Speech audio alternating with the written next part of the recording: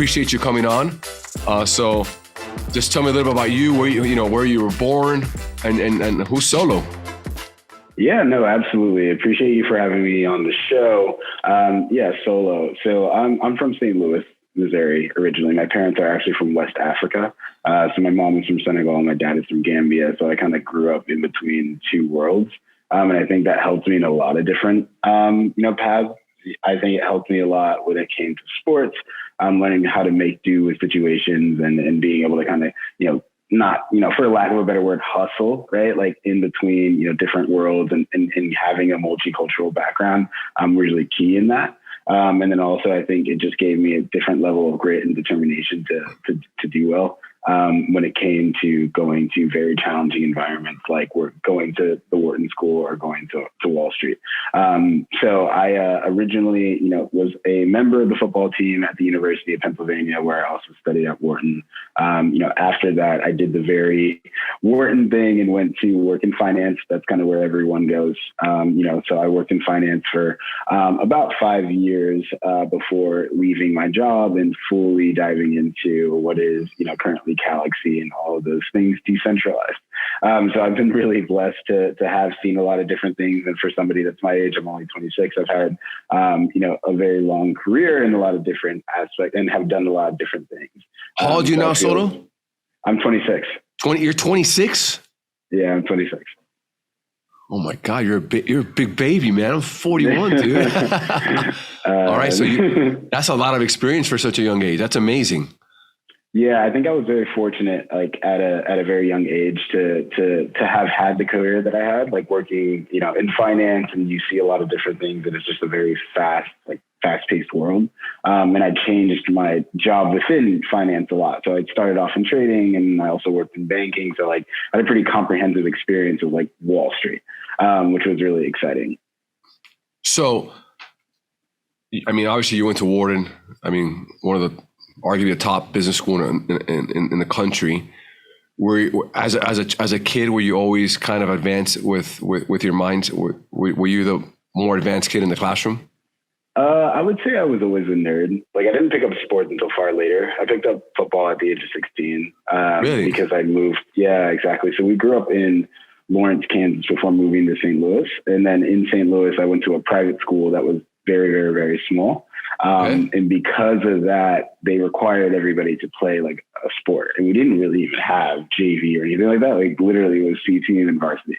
And I was like, there's no way I'm going to be playing on C team because I have a very competitive mindset. So that's kind of, when that transition happened, that's when I started picking up sports. And ultimately I was able to benefit from some things that are just, intangible, but other things that, the grit and determination that I was talking about before, really helped, kind of guide me into, eventually doing well on the field. That's awesome. So you mentioned Lawrence, Kansas. I went to Dodge City Community College. Okay. Got you. Out in Western Kansas when I was playing JUCO ball. And I loved Kansas. And Lawrence, that's where KU's at, right? Yep, exactly. Big Jayhawk fan. Oh, are you a Jayhawk? Okay. I'm a big Jayhawk fan. So I actually committed to play baseball at K-State and ended up going to coming down home to FIU and whatnot. But Manhattan was a fun town. Got it. So, no, that makes sense. I have a lot of friends and family that went to school there. Yeah. Absolutely. Great time. So talk to me about Galaxy. How'd you end up there and the why? It seems to me obviously that you went to Wall Street and something must have happened in Wall Street that triggered this transition for you. What is it that you're seeing that kind of really made you kind of pivot and commit to Galaxy? What triggered that? Yeah, I think absolutely. At the end of the day, it came to me going into work and not being as excited about what I was previously doing, one day. And I'm a big proponent, and a lot of the people in my life have been, super forthcoming with the idea that at the end of the day, doing a certain job is great, but, being happy is the most important thing. And so it kind of really stemmed from that, like what are your actual intellectual interests? Like, do you find legacy financial markets interesting? And that answer slowly became no over time for me. And then additionally, like, kind of like how you talked about it, I was a big skeptic on crypto too. Like, it wasn't until like my co-founder, Spencer, and I'm sure we'll talk about the formation of Galaxy at some point, yeah. but, it wasn't until we had like some very honest conversations about like how the world was structured and like, whether or not that made sense. And so like, for me, it wasn't necessarily like just believing in Galaxy, but it's also believing in the broader decentralized ecosystem. Right.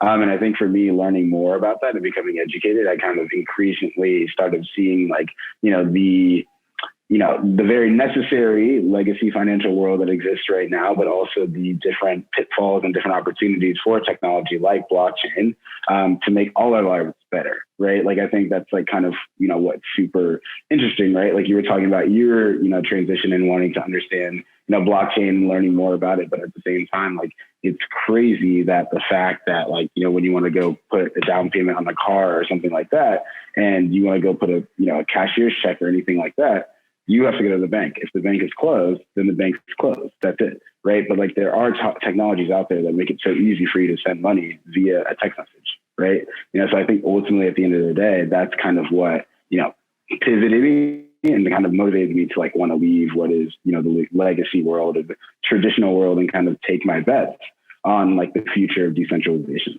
Yeah. Yeah. And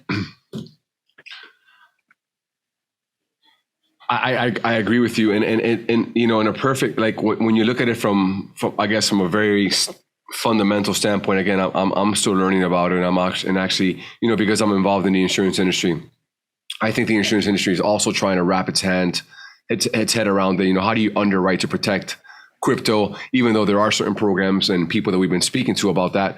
But when you talk about decentralization actually, let's take it back real quick, Solo. Let's talk about the formation of Galaxy. Mm-hmm. Tell me about that. Yeah. Yeah. So Galaxy aims to be like a one-stop shop for creators to monetize themselves. So similar to like a Cameo or a Patreon, we're a creator platform that allows creators to offer, different intimate interactions with their fans, and they're able to monetize them via, charging various pricing based off of what they value their time to be.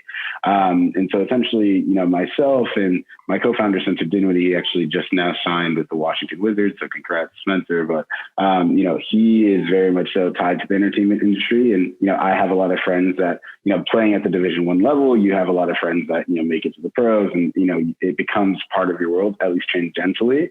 And so, for us, like we know what creators are like, and we saw there was a big opportunity, for there to be a holistic platform that allows creators to, monetize or interact with their fans. But then also we saw that the best way to implement said, platform would be blockchain technology. Whenever you think about anything like peer to peer, fan to creator, creator to fan, something that's direct, crypto technology, decentralized technology, rings a bell in my head. Right. And so that's kind of what ultimately became the main, genesis of, the creation of Galaxy was the idea of that market opportunity. Right. We had it very much so. We're very vocal about the fact that we don't want to shove technology down people's throats. We want to, use it in a way that makes sense and actually benefits people. So ultimately, that's kind of like what, for us was, the idea wasn't necessarily how can we shove blockchain down people's throats, but it really was, this is the best way for this technology to be used. And that's the way that we used it, and we know how to apply it to the entertainment industry. And so that's kind of, what ultimately inspired us, to build a platform for creators and have that authenticity around it. Now, for those, and again, I'm going to ask you like some very fundamental questions, just because I think this is actually going to be a pretty cool podcast, because it's going to give a chance to really talk about this crypto and really what it does and what it means. When you say the word creator, who are you referring to? Yeah, so creators could be, varying people. They could be public figures. They can be influencers, like social media influencers. So they could be on TikTok, they can be on Instagram, or they could be celebrities or athletes. Like Okay. it really is a holistic term. And quite honestly, the creator economy is something that's continuing to evolve. And, back in the day, creators were, it was very binary. It was either you're famous or not. But like now you have this evolving creator middle class, which is a bunch of different people. Today is the day that you can walk down, the streets of Los Angeles or New York or Chicago and actually walk by somebody that has, 250, 500,000 followers on Instagram and kind of not really know it. Right. But there's probably a very big case as to why they should, monetize that. Right. Like, or want to interact with those fans. And so that's kind of the idea of, how we define creator at Galaxy. Yes. So it's pretty cool because my organization here at JAG, we worked very close with VaynerMedia. So I happen to know Gary Vaynerchuk at a personal level. Nice. Yeah. So Gary V. So yeah, Gary and his team. Actually, I will say Gary named my podcast. Really? So I added hashtag Life After Sports. He called it, he named it The Transition. Him and I were in a meeting in Hudson Yards, and he looked at me. He's like, "You're going to share your story." I'm like, "Gary, nobody wants to listen to my story. I'm just your typical minor leaguer." He's like, "No, you're going to talk about your story. You've got a cool story. You're an entrepreneur." That's where that relationship started about 5 years ago. And wow, that's amazing. Yeah. So Gary changed the platform there, where I've seen him really take. If you want to talk about a creator, I think we can arguably say that Gary V has set the tone, or is a great example of what a creator looks like. Very consistent with his message, and his ability to pivot quickly and to enter, just put out all sorts of different content and whatnot. But I know that he got big into the NFT world now. And I'm also seeing here on your bio, I guess I would love to know what you did for Spencer DeWitt. Says he became the first NBA player to tokenize and securitize his contract. I guess you got involved when he did that. Can you tell us a little bit about that? Yeah, so Spencer's actually the other co-founder at Galaxy. And so essentially that's kind of what the impetus of what Galaxy was. Like back in the day, it was, personal monetization and, in the way that we thought about it in terms of the very, our very natural, starting point, which is entertainment industry. Within the entertainment industry was sports, right? So like I knew a lot of people in the NFL, Spencer obviously being in the NBA, he knew a lot of people in the league as well. And essentially, that's kind of like what we understood. And so like I was a securitization investment banker in my last role within, Wall Street. And so with that, we kind of applied that sort of thinking and knowledge to his contract, and essentially turned his contract into an investment vehicle to unlock, future cash flows or bring those cash flows to time zero. This isn't something that's new. Securitization is something that's been around in legacy markets for a long period of time. And actually in baseball, you see a lot of these sort of ISAs or income share agreements and different stuff for ways to creators, or, in this case, athletes, to get cash up front. In promise for, future cash flows or whoever would extend that cash to them. But, this was just a more capital effective, efficient way to do that. And it was a very much so proof of concept, right? Like, how do we take blockchain technology and make it palatable? How can we make it impactful? How can we make it like really felt like how people feel like that impacts their life? Because I think that's kind of what it's going to take before it's something that people kind of, embrace fully, right? Like, because, in a lot of different aspects in the way that it's been, implemented in crypto in general, like there haven't been that many use cases to actually affect change in the way in which we live our daily lives. So there's been a resistance to wanting to adapt to the technology, right? But like, when you're talking about being able to bring, cash flows to time zero, or you're talking to be able to like interact with people so seamlessly, or being able to transfer wealth, like, that easily and secure, that's kind of the difference. And I think that's kind of what's going to take before, we as a society on all levels, start to embrace the technology fully. Got it. So, and again, I'm gonna stay as fundamental as I can here, intentionally. So if I'm understanding you correctly, Solo, you've identified that there's this market. You love athletes. You were an athlete, so it's gonna you navigate towards them naturally. But you feel that you're at Galaxy, you have the ability of really helping these individuals, these athletes brand themselves, right? Correct. And make money through their platforms, right? Through Instagram Correct. and through YouTube. And it makes sense because I get it, because if you have 500,000 people following you, you've got influence. You're obviously, you've got value. There's value add in you, and you're saying, let's make money here. Yep. Right? Absolutely.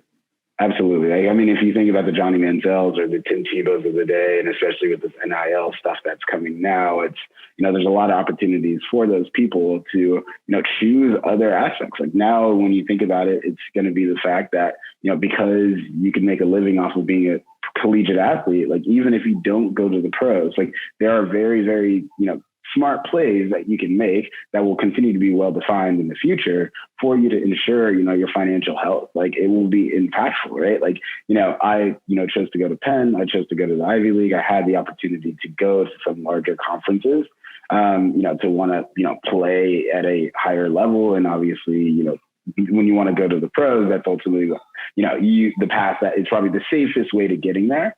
But I think if, it turned into the idea that like you could be making money off of yourself, during your college years, that can be severely impactful for the way that people would make decisions, right? Like, the idea of, oh, it's so binary, it's either NFL or nothing, I'm going to go to the Ivy League. But if it's like NFL or like, you could, be a creator of some sort and, your image could be worth something and stuff that just changes the way that people, think, and it will change, consumer behavior, or it could change our behavior, human behavior. And it would be, quite honestly, life changing. There's so many people that like, could have made a ton of money off of their image. And so what Galaxy really aims to do is, at first it was securitization, but that's something that is a little bit further down the line. I think people need to understand a little bit more about, the ways that you can monetize before that becomes a viable avenue for people to want to do, all the time. So that's kind of why we pivoted to social media and like the web 2.0 type stuff, because people know monetizing their time. Like people know doing work in like the gig economy, right? Like people know taking video calls and charging for it and kind of extending a service and getting paid back for it. Right. And so I think that's kind of, why we chose to pivot in that way. And so exactly to your point, like, you have people with 500,000 followers, people with 250,000 followers, they have a community. They might not be famous on the street, but they're famous to somebody. Right. And so like that community is looking for, those opportunities to interact. And, because creators at the end of the day, they put out so much content, and in the current world, it's, the centralization, right? Like the Instagrams, the TikToks of the world, because they have so much power, they also have so much power about people's earning potentials, right? Which could always be, not always, but most times it could be inequitable, right? And so like the problem is two faceted. It's the idea of, fans wanting those interactions and they want to be able to pay for them. And then also for creators on the other side of it, it's not equitable, right? Like if you're, becoming a creator in a saturated market and your cash flows are completely dependent on one person, right? You have to trust that person, right? Like you have to trust TikTok, to trust Instagram, to trust YouTube. And the whole point of, our platform and decentralized finance is at the end of the day, like you don't need to trust anybody, right? Like you don't need to trust anybody, like that transparency, like all these things, make our lives a lot smoother in that way. That's pretty cool, man. And it's funny because and again, I'll mention Gary. I had no idea we were going to talk about Gary today, but his CEO, James Orsini, is a personal friend of mine. And I'll never forget in 17 or 16, I can't recall either one, walking into VaynerMedia, and I felt like I was in a different world. It was like a little bit overwhelming, if that makes any sense at all. Yeah. Here. And I was there with my business partners, with Doug and Lewis as well. And we walked into this beautiful office in Hudson Yards, and you're seeing all these, creative people putting together content for Gary. And Gary is the content, right? I mean, at the end of the day, Gary is Gary. I mean, the whole thing doesn't work without Gary, in some weird way, in the sense of like, he's got to be the guy putting out the content. Yeah. But from an insurance perspective, our goal was, insurance is a very old, your typical traditional old fashioned business, very non-sexy. But as it's true, but I will say I find it to be the best kept secret in corporate America. Okay, you can make money from all sorts of different angles, and as we saw that, we wanted to change the retail distribution of insurance, and we had smart people. We knew what we were doing, but we wanted to make it a more vibrant industry, if that makes any sense at all. We wanted to make it sexy. We wanted to make it attractive. So we were looking for different ways of, how to market. And, we didn't want to go into your typical fundamental marketing where, your advertisements, we wanted something different. And it's crazy, Solo, because we talk about this all the time, social media was right in our face, but we were so distracted, right, within our business that we weren't paying attention of the power of Instagram, the power of LinkedIn. I still think LinkedIn is the most underutilized platform out there, in my professional opinion. I love LinkedIn, TikTok, YouTube channel, and it's amazing. And I will tell you that what that approach did for our company was amazing, because I was out there competing against the 8,000-pound gorilla. I had the better contract, the better terms, and I was losing deals. And I realized I was losing deals because of lack of brand awareness, right? Yep. That's all. It was much easier to hire Aon, because if something went wrong, some CFO can say, "Well, tell a board I hired Aon." So yeah, for sure. Go after them versus I hired JAG. Yeah, that's honestly so interesting that you bring that up, because it's like, and this is actually a really great conversation to have. But like, when you think about like the adoption of blockchain and the idea of like what, decentralization really means, or the idea that you're taking power out of that one verifiable entity and dispersing it amongst the community, right? And that's just something that we in the especially developed world aren't comfortable with, right? Like the exact idea that you said, it's like a very similar analog to like what is blockchain, right? Like the idea that like, you're a CFO, you want to be able to blame or point to one person and say that, it's the endorsement model, right? Like you're like, oh, this guy, we trusted this guy. That's a trustworthy person because we just, ultimately we as a society move collectively. That's how we do stuff. That's the antithesis of what, crypto and what blockchain is, right? Like being able to take the power out of that one person and disperse it amongst a group of people, right? That aspect of it is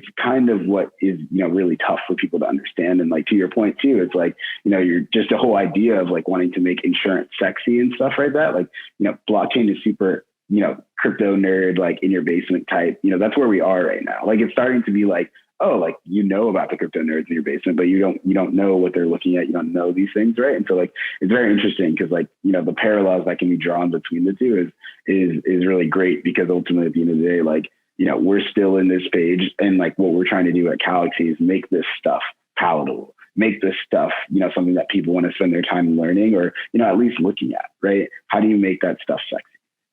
I agree. And from a business perspective, it's hard not to be attracted by it. It's hard not to be, the world is changing, and it's changing really, really fast. And, it takes, here, I'll say it this way, Solo. Everybody's playing the script, right? Everybody's playing the script. It's just the easy way to do things, right? You wake up, you wake up, you do this, you do that. It's the same thing with money. Well, I go to the bank, I deposit my money. It's a safe haven, right? Because it's a comfort zone. And I think the world of blockchain and crypto and all this advancing progression, evolution of money is going to take a little bit, but it's going to take a sense of getting out of our comfort zone, right? Absolutely. And I think and again, I was that first guy resistant to it, right? Because we don't like change. We become adopted to a certain mindset. This is what we do. And it's hard to break traditional habits sometimes. But with that said, I'm super excited and stoked about it because it's different, it's unique, and it makes sense. So now I do have a question for you. that, and this is the part of crypto that bothers me. Maybe you can help me rewire the way I'm thinking about this, right? Yeah. What bothers me about crypto sometimes is like, we're always one tweet away from changing the market, right? And I love Elon Musk, and I think say that. Okay. So I love the guy. I think he's absolutely brilliant. But with that said, I don't want him to be like the savior, right? Like, I don't want Elon Musk to have the ability to send out a tweet and the shit hits the fan. Like, it's all over. Crypto sucks. Like, the community needs to buy. No, it's like, does that make sense? No, it makes a ton of sense. And like, I think I have a decent answer for you as well. But like, I think when you think about crypto, as a tradable asset, right? Like, I think crypto is in this very weird sort of aspect where it's like, it is a lot of times a store of value, right? Like, you can use it as a currency, but also people view it as like a speculative trading aspect, right? And so I think a lot of that money came into the market, based off of the price appreciation that we saw this year, right? Like, the moment people saw there was an opportunity to make money, there were a lot of people that jumped in. But are those people truly understanding of the technology itself and like what underpins it? Probably not, right? And so I think when you have that asymmetry of information, like people like, the Elon Musks of the world, or not to even name, too many people, but like those people have so much control over the market because those people aren't, making investment decisions based off of a fundamental understanding of the technology. They're, taking views and being reactionary based off of what's currently happening, right? And so I think over time, what happened is like in, the rise and fall of 2017, right? There was even more asymmetry of information. That's why the price, variations have been super strong. But I think over time, as people start to learn more about the technology, the volatility will start to subside over time. And obviously volatility creates trading opportunities. So like a lot of people are, making money off of it. The people that got rich off crypto the first time, they made massive amounts of wealth. And, this time people still made, a lot of money, but not as much because the volatility was just not there, right? Like, you're talking about Bitcoin going from, a couple dollars or some change in almost 50 grand, right? Yeah, to like going to 20 grand in 2017, that's a huge amount of appreciation. But then going from like 7 or 8 to, 60, right? Like, it's still huge, but like not to the same degree, right? Just simple math. And so I think that's kind of what we're seeing a lot of, is just ultimately the normalization of it will happen over time. And then lastly, I think this goes back to the way in which we think. And it's funny because it makes the hairs on the back of my neck stand, but it's just that endorsement model, right? Like, it's just, this guy said that, Elon said that. So that's like kind of what it is. But like, with all due respect, like, we look up to Elon in the Tesla company as well. I drive a Tesla. So like, everybody knows, just so everybody knows, that's like my car of choice and stuff like that. But I think we're all, like myself included, continuing to learn more about, what the technology and what its use cases can be. And so I think once you start to see more people, jump into that conversation, you have discourse and it's a two-way dialogue, you'll see that volatility start to subside. But like, ultimately, if you believe in the technology, volatility or not, like, fundamentals typically win out, right? Over time, over a certain amount of time, if you can create a time horizon long enough, you will be right in that trade. And so that's kind of like what my advice to you would be. And obviously everyone, this is not financial advice. I'm not a financial advisor, but nonetheless, that's kind of like how I look at it. Yeah. And do you see crypto? It's here to stay, right? So it ain't going nowhere. Yeah. It ain't going nowhere. Does it, when you look at the optics,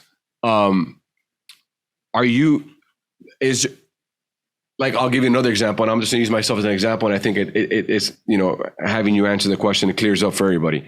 When you see the government trying to become somewhat involved with crypto and trying to regulate, right? Because one of the things that we all loved was that the fact that the government couldn't get involved, and it couldn't be regulated, but obviously that's changing. What type of effects do you foresee in the near future and in the long-term future from a government perspective where, they're going to try and regulate this? Does that create hurdles and different optics for the crypto market? Absolutely. I mean, I think from our perspective too, one thing to note is ultimately, like, when we move to a decentralized society, that's going to be something that takes time. It's not going to be happen like that. We're not just going to wake up and be decentralized. You're not going to be able to take the power out of the government and put it into the hands of the people and just run, right? Like that's just not going to work. And so I think what we've been seeing a lot of is the growing pains of what it takes to move towards a decentralized society, right? Like if you even think about marijuana and things like that, right? Like that conversation has been a decade-long conversation, to get to where we are. And we're still not even done having said conversation, mind you, right? So like, I think from that perspective, that's kind of the analog that I would say is very, makes sense to crypto, especially when you think about the idea of what the government's, job is. And a lot of times, and, based off of your opinions on the government, we're not here to, define that, but, generally the idea is like to protect the people, right? If you think about that, consumer protection is key, right? And when you start seeing these opportunities for people to jump into highly speculative access without having a full understanding it rings true and feels very eerily similar to the financial crisis, right? Like when you think about that stuff in the eyes of the government, they look at the stuff and like, oh, you're an insurance guy, right? Like you get it, right? That's kind of like what my previous life is. You're talking about securitized products, CDOs, asset-backed securities, bespoke derivative insurance plans on that stuff, right? Like, all of those things were super, that's what crypto feels like to these people, right? Like it feels like this big bubble. It feels like this thing. And like a lot, because there's that such asymmetry of information, right? So I think from that perspective, that's what you're seeing a lot of is these governments looking to get involved in the conversation, from their perspective. And obviously you could have a lot of incentives and things like that. Obviously, like I'm not saying those are the things, but, in general, that's, government, regulatory entities, around the world, that's what they're seeing as like, the big aspect of it. And so like, it's going to be a very big transition. It's going to be something that's going to take a lot of time and awareness and education. And, that's kind of what happens, right? Like, regulators, I didn't think that I would have had a job in this industry that I worked in previous to that in finance because of the financial crisis. I didn't think structured products and all that stuff would be around, right? Like there are a lot of people who thought that market was never coming back. But, over time and things like that and regulatory bodies getting comfortable with the technology or with the things, that's kind of what subsides. But to your point, it's a very necessary conversation and part of that transition process on the transition today, by the way, is having that conversation about what it really means to move to a decentralized society. Yeah. And it all goes back again. It goes back to mindset and people becoming comfortable with the uncomfortable, right? Because at the end of the day, human beings are so resistant to change. And the only thing that's constant is change, right? And I think from a government perspective, I think this thing kind of blew up and maybe they kind of didn't think it was going to move as fast as it did. And I'm sure the government started hiring people who understood crypto and whatnot to kind of educate them. And I'm going to use the word education. That is the key. Yeah. Because I'm becoming more confident just talking to you because you're educating me on really what, what the facts are. Would you consider for Galaxy to maybe, I don't know if it's to hire somebody, subcontract, but would you consider maybe having a division of your business that is a fundamental, 101 cryptocurrency educational program that you could buy into, right? I'll pay you $5, right? And I can buy an audiobook that keeps everything very simplified for me. I'm giving you a good little business idea here. Maybe you told me, Fernie, it's not worth it, but I'm just saying, no, that's great. I love Googling stuff. Yeah. But there's nothing like you read it and then my ADD kicks in, 3 minutes later and then I'm out. I wonder what it would be like, if there was like a little video, 10-minute video and that video, there's a different episode because I think people just need to become educated. And I think when you dummy it down, right? And obviously you dummy it down, you learn the fundamentals and then you start getting better and you can get more in depth with it. But maybe that's something you guys can consider because I really look at crypto like as an act of faith, right? Yeah. Nobody's seen God, but we believe in God, right? Mm-hmm. And our faith moves us, and your faith in this currency is it's what's driving your spirit to really invest in it. You believe in it. I love the fact that you exude a lot of confidence about it. And that's attractive to a guy like myself and other people who are like, we're in the middle. And that's how you get this thing to evolve, because we just need the masses to buy into this concept and understand that it's safe and it has its risk. And I think once, and my firm has, we've invested a lot of money into risk management, because the insurance industry became so commoditized, in my opinion. And I never thought that. I think insurance was always about the transfer of risk, and the art of underwriting. But it became a very commoditized industry, and it's obviously backfired. It's why you see loss ratios through the roof, because people just like, it's a whole different conversation. But my point is, once I bought into, hey, you know what? Where's my value add as a corporation, as a company? And it was really, how can I help my insureds minimize losses and maximize profitability? Sure. I have to have the ability to identify risk and understand my client's risk tolerance, right? And I think the more that, companies like Galaxy are out here educating us and telling us, here are the risks and here are the rewards. Once you know that, then you can buy into something. Yeah, exactly. No, I mean, I think you bring up a great point too, because we've seen it in our market. There are actually, companies that have campaigns where they're paying people to learn about crypto, right? They view the customer acquisition, cost is so low based off of what they could potentially earn, from these people, joining their platforms or being a part of their ecosystems. And so, it's something we definitely thought about, and that's our whole ethos. Like, we wanted to bring crypto to pop culture.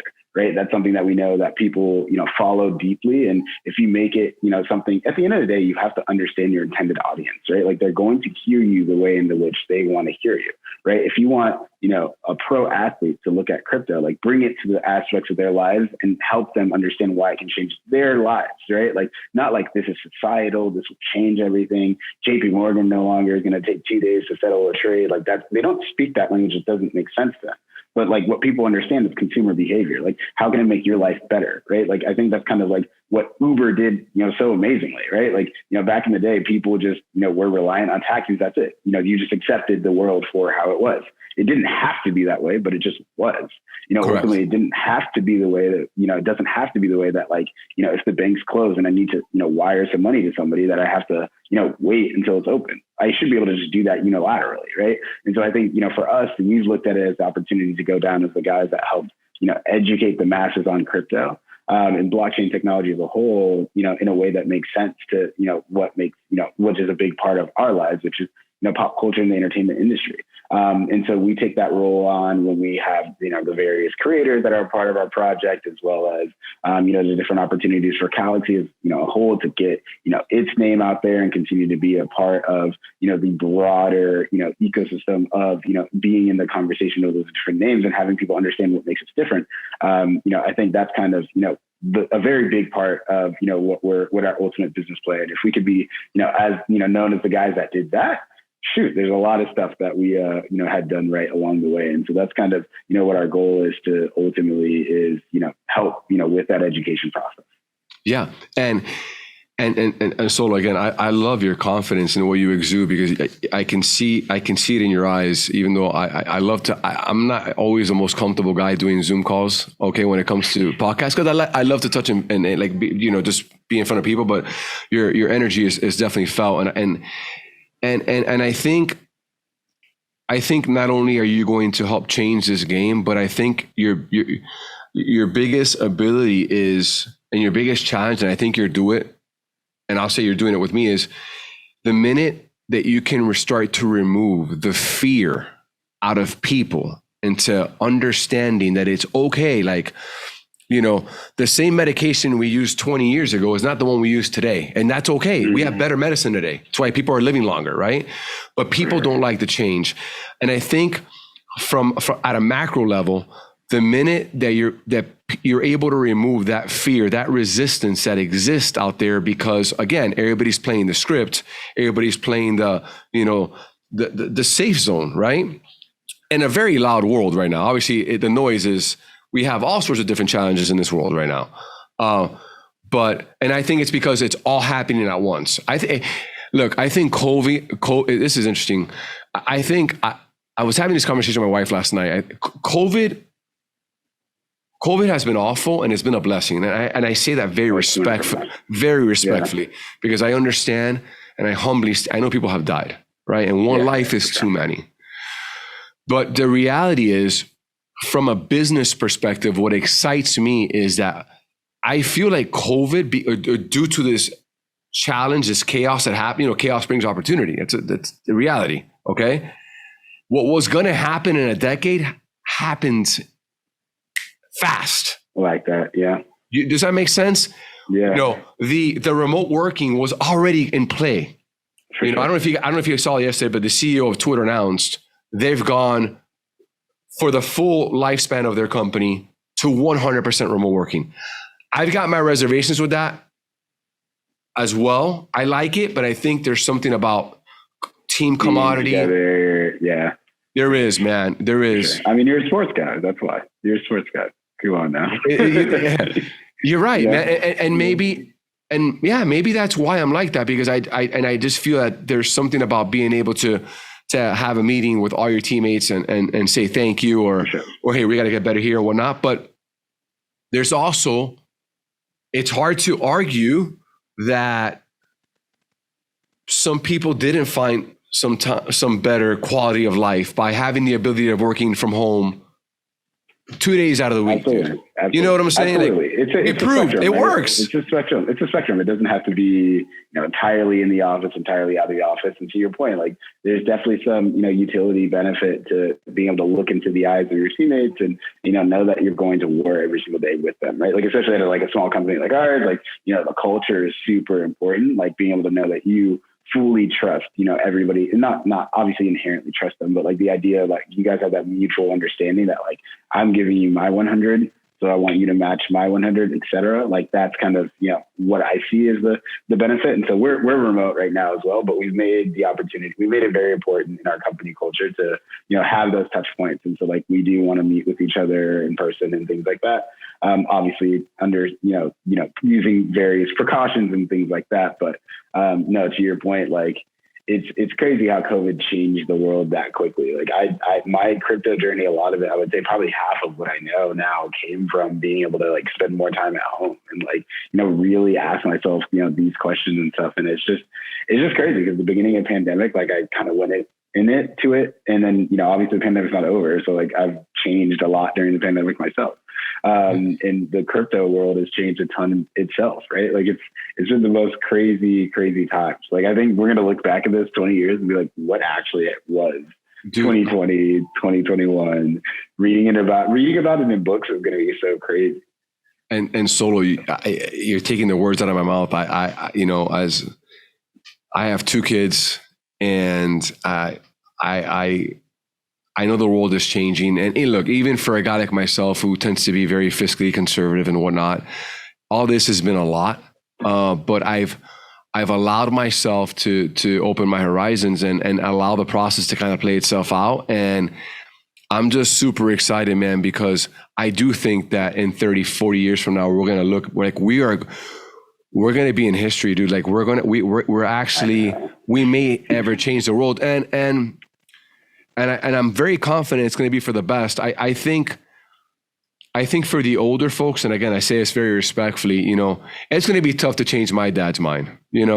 If you tell my old man to go into cryptocurrency at 68, it's not going to be in his nature to want to do that, right? For sure. He's at Fidelity. He's got it. There's certain protocols and traditions that he's got, and he feels comfortable there. But as the world continues to evolve and currency continues to evolve and technology continues to evolve, I'm excited about the future. And I'm also going to say something that, again, I'm going to say it very respectfully. I think the companies that don't somewhat evolve are going to die. Oh, for sure. And if you look back in history, situations like this lead to the to the death of a company, but also to the birth of other companies and other industries. So, we're all evolving, and I know for a fact JAG's excited about his future. We just expanded our office. We're not all here right now. We have like Team A and Team B, and obviously Miami is an epicenter right now for cool. But yeah, man, I'm excited. I'm gonna be following you guys, that's for sure. And I would appreciate if you guys could, anytime we'll go to the website, Johnny, and make sure that you guys are just keeping up with you, man, because you've got an amazing future. And that's it, man. I'm super, super, super excited for you, Solo. No, I mean, I appreciate it. It's been great. It's a great conversation. I love having these candid conversations. And honestly, the thing too is like going back to having the rational mind. If you would have came into me and told me crypto doesn't make sense for X, Y, and Z reasons, and I didn't have great answers for those questions, I'm like, I want to know that, right? Like, because ultimately at the end of the day, like, it's all our wealth, right? Like, you want to be a rational, agnostic investor, right? So, obviously, it's a great, opportunity to have that discourse, and I think it's really healthy. And I just appreciate having the platform and the time with you, because I'm definitely a fan, and appreciate having me on the show. No doubt, Solo, and I'm going to continue following you. And one of the things, and maybe we'll exchange phone numbers here. I would like to talk to you a little bit about. We do want to offer some employees some cryptocurrency and whatnot. We're in conversations about that internally. And if I don't know if you do consulting or whatnot, but we would love to speak with you. And see how we can make our company better, and again create more value add for our employees. We're big about culture, and if we take care of our people, or at least give them the option to, I think it's pretty unique and cool. I will tell you, South Florida, you being as big as Miami is, and our mayor is doing a hell of a job. I don't know if you follow. Miami Coin and all that stuff. He's a great. He's all in, man. Yeah. He's a personal friend, and so maybe we can get you down to Miami, and you could do a cafecito talk with the mayor. He's got a podcast and a platform, and it's pretty cool. Say less. I love Miami. All right, man. Well, Solo, thank you for coming on the Transition Podcast. I appreciate you. And again, man, I wish you nothing but the best. I'm definitely going to be in touch with you here soon. And enjoy Cabo. Cheers, brother. 5 o'clock's over. So thank you. Thank you, sir. Appreciate all right.